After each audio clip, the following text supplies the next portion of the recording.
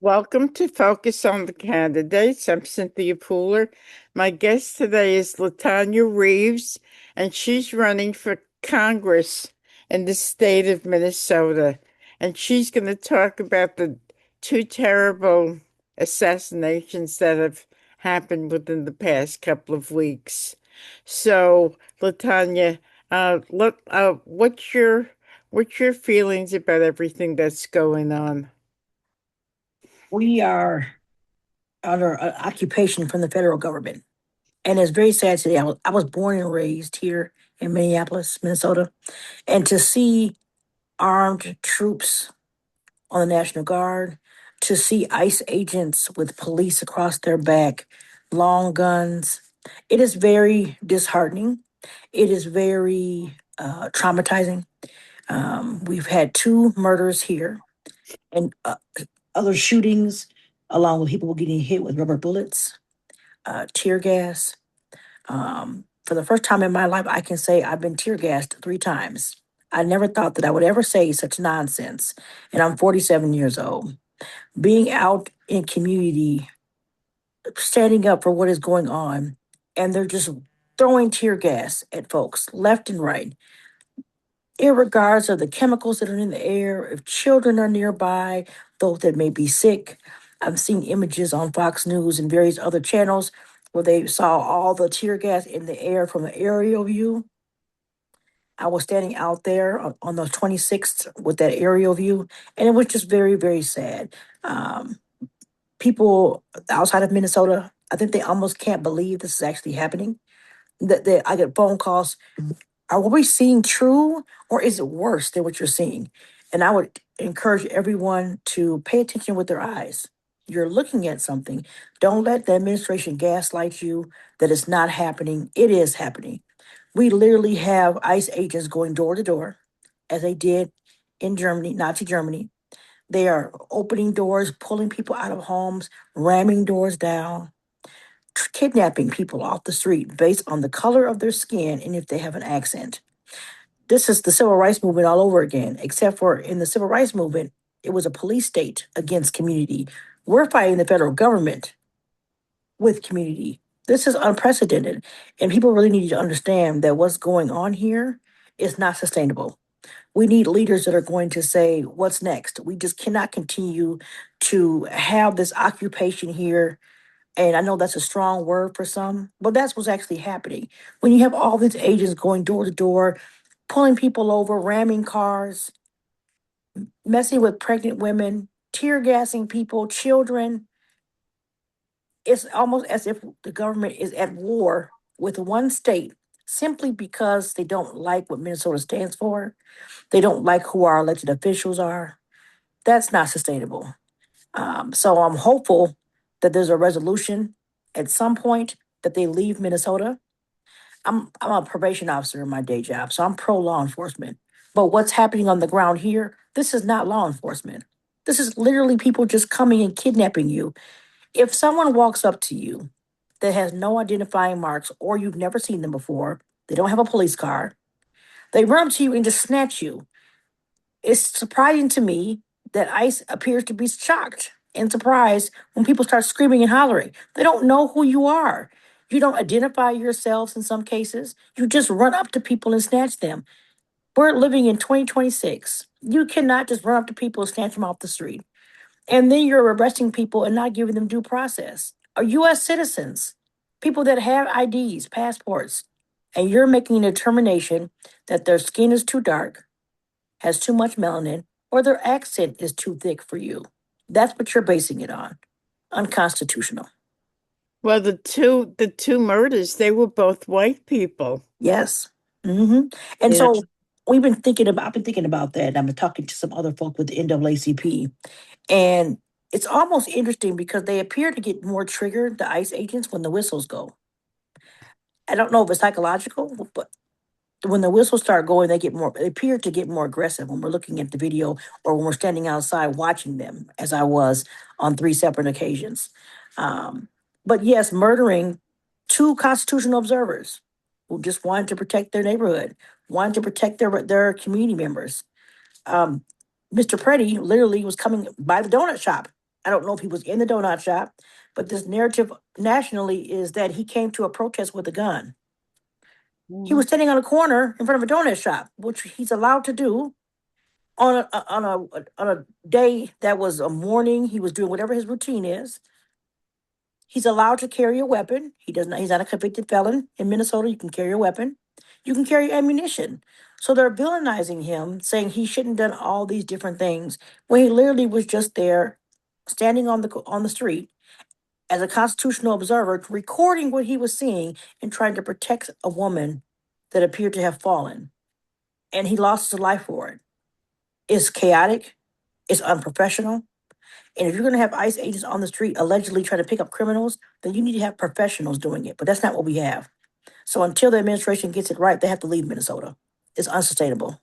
So when did you declare your candidacy for Congress? November 10th, 2025.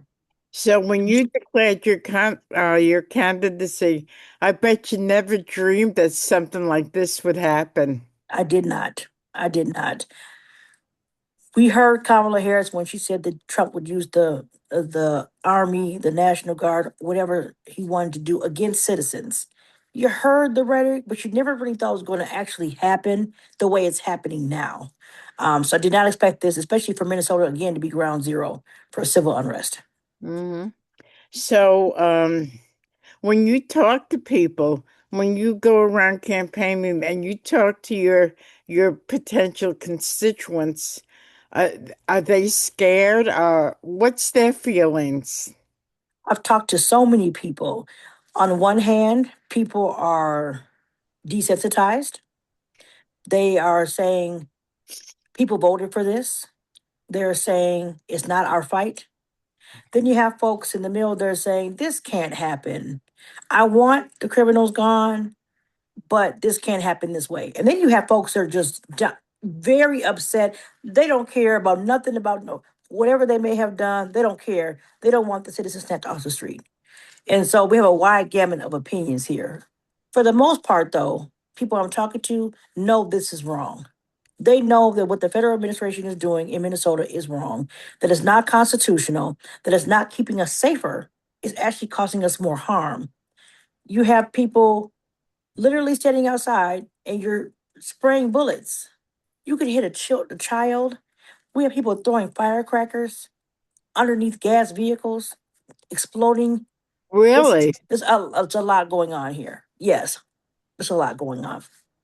I do have some video of it on my page, but it's truly unfortunate because as I'm standing out there at the one over in North Minneapolis, where the gentleman was shot in his leg, firecrackers going through the air. Matter of fact, the gentleman got hit in the head with one. We need the federal government to remove themselves from Minnesota. Things need to calm down. We need to figure out what actually the plan is. If you're truly going for criminals, show us that's what you're doing because that's not what you're doing. It's just not sustainable. We need our elected officials to arrest Mr. Ross and whoever the two officers were on with Mr. Preddy. We don't know who they are. They didn't identify any names. Those people need to be held responsible for their actions. They committed murder on the streets of Minneapolis and then disappeared. I don't know of any officer involved shooting where an officer can shoot someone and they disappear from the scene without giving up their gun. They're being held to a different standard than anyone else, and that just cannot happen. We just had a recent autopsy finding that found that Renee Good was murdered, homicide. So if you have a homicide finding, there should be an arrest shortly thereafter. Hmm. So I'm just waiting for folks to figure out how best to go forward and hold whoever those gentlemen are, females, I don't even know, whoever they are, responsible for their actions. Mm. It must be a nightmare, The biggest concern that I have is for all these young children. The young folks are sitting here, they had COVID, right? now they have civil unrest. They don't have any peace. They don't have any peace. And that's what's very sad because in 20 years, when most of us middle-aged folks will start to retire, we have our young folks who are feeling right now hopeless. I talked to a 22-year-old African American gentleman who said he has no hope for the future. He said everyone's always arguing with each other. There's never no peace. The streets of Minneapolis, they look like a war zone. You have people walking up and down, constitutional observers blowing whistles. Every time they see a vehicle, no one can rest. People that have everyday vehicles, the big body trucks, they're getting stopped saying they're ICE and they're just carrying their kids to school because people are so traumatized by big vehicles and things in the community. They think everybody's ICE.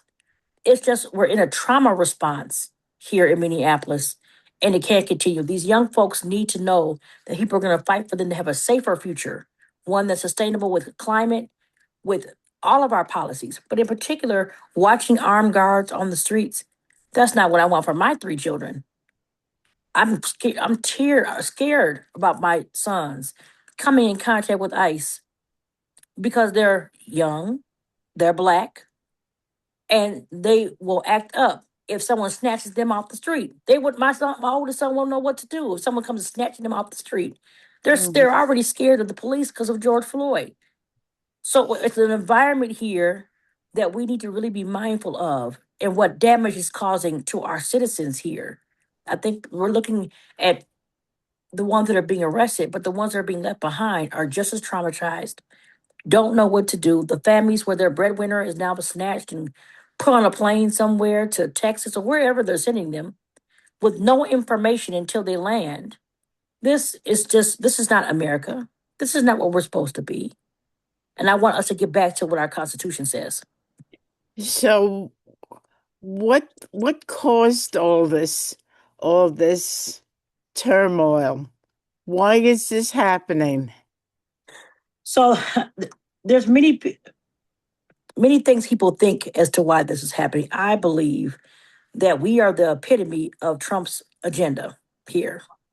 His hate, his racism, fraud, waste, fraud, and abuse, immigration. We're the epitome of it here. He hates the fact that we are a blue state that has been proven, unfortunately, to have issues with fraud in the way money was distributed in Minnesota. He's taking that and villainizing a whole community. You can never villainize one community for the actions of a few, but he chose to do that. So now we're the epitome of his agenda, and this is how he's getting buy-in from those that support him. Well, they're stealing money, and there's a large Somali population there who is stealing money, so they must be bad. Well, we can't do that. No population, no group of people wants to be told that they're responsible for the actions of everyone else. The way that they're going about it, we know we have issues with fraud here. That's very clear. As a probation officer, I'm seeing it firsthand. Our clients are being put on the street. They're not getting access to services. They're not getting access to treatment because there is no money. Things have been cut off, right? But that doesn't mean that we say that one whole group of people did it. We need to hold those responsible who did do it and figure out how it could never happen again. Mhm. We need to figure that out. We need to make sure that we're being very fiscal, our fiscal responsibility with taxpayer dollars. Bottom line, because we haven't, unfortunately, to some, Trump has decided to come into Minnesota, and it might be even retribution because Walls ran against him as a VP. I think he don't like that either, but I just don't think he likes what Minnesota stands for because we will stand up for our neighbors. We will do everything we can to protect our own, and we will make sure that people live and thrive as much as we can. This is why we just recently they had a story out saying that Minnesota has a net positive in terms of people moving into Minnesota for the first time in many years in 2025. It's a great state. It's cold. We get snow. But as you can see, the sun is beautiful today. But we're a great state to take care of our own. We won't let anyone weaponize that against us. We understand that there's issues, just like every other state. There's states that have way more immigrant populations than we do. Yet we seem to be the target of Trump because he doesn't like what we stand for. And he understands that his base will be whipped up when he says buzzwords like fraud, immigration reform, too many this, too many that. No, it's unacceptable. So has your campaign strategy changed since Renee Good was murdered? No, my campaign strategy is just talking to the people. I'm a union president, I'm a public service worker. I talk to people. I understand that there's issues. I understand that we're all not going to agree. I understand that we're on different spectrums, even in the Democratic Party in Minnesota. We have the far left, we have the middle, we have the any word you want to put to it. We have a wide range of opinions in Democratic Party. Because I'm able to work with so many different people, it's just being boots on the ground. What do you need? What's going on with you? How can we help? Those things are what we need to get back to the basics. Because right now, people are not feeling listened to, they're not feeling heard because we have so many issues going on. And the focus right now is immigration and ICE because Trump is all he's focusing on. But we have collateral consequences from everything else going on right now here. We have people that are starving, they don't have any money, the people being laid off from work. So, how do we address all of the problems that we have being in community? So, my strategy is just talking to everybody, seeing what they want to see in terms of a representative, and moving from there. When you say that they're being laid off, why is that? We had some layoffs here, Target Corporation. Um, I can only speculate it's because of the potential boycott that's been going on, and we've had other jobs are laying off. My job is not hiring anyone. They haven't laid off anyone, but they're not hiring like they were before. It's just getting really tight with the budget, and everyone's trying to stretch dollars so thin to make sure they're providing the services that people expect in Minnesota to take care of our neighbors. But it is a challenge because the funding is gone from this program and that program. Whatever for whatever reason. I mean, we have federal government that's cutting off money. We have a deficit currently coming up in our biennium in Minnesota off of a surplus.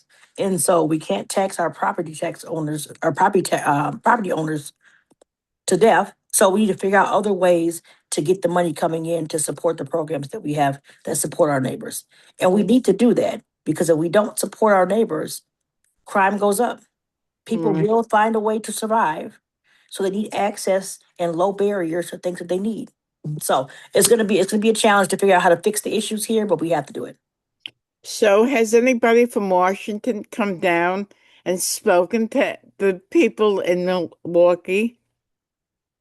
In Milwaukee, Yes. oh, I don't know about Milwaukee. As far as Minneapolis goes, I'll say Ken Martin was just here, our national party chair. Senator Raphael Warnock was here yesterday, a senator from Georgia. I got some phone calls from some other folks that want to come to Minnesota.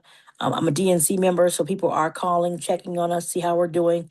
But we hope to have some more folks come in and just kind of shine a light. I do know Congresswoman Presley was here, also, and several others from the Democratic caucus came to do a panel at the state capitol regarding ICE a couple weeks ago. So people have been coming into Minnesota, kind of paying attention to what's going on. But I need all those elected officials that are coming into the state to recognize that there are other folks that are truly, truly suffering, and those are the ones left behind.